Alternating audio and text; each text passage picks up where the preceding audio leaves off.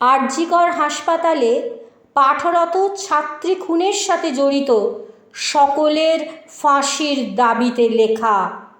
শুধু উত্তর না, ন্যায় বিচার চাই। সব পুরুষদের মানসিকতার উত্তরণ কি হয়েছে? কেনই অত্যাধুনিক যুগে মেয়েরাই শুধু পরাধীন?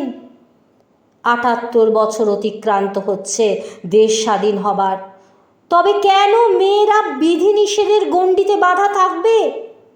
স্বাধীনভাবে চলাফেরা করতে কি স্বাধীনভাবে বাঁচতে আর কত সহস্র ছাত্রীদের প্রাণ পুরুষের দরকার? অন্যায়ের প্রতিবাদ করলে অথবা স্পষ্ট কথা বললে কেন মেয়েদেরই অপরাধীর তকমায় দাগানো হয়? এখনো কি আমরা হাত গুটিয়ে চুপ করে বসে থাকব?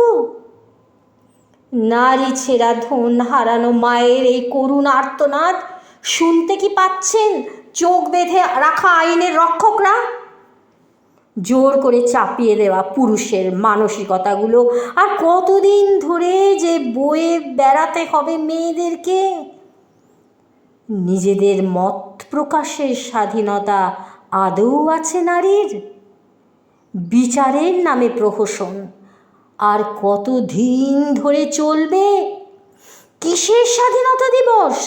কোথায় সেই সমানাধিকার? কোথায় আইন? কোথায় সংবিধান? কিসের আদালত? দোষীদের ফাঁসি দিক আদালত, দেখি আইনের হিম্মত।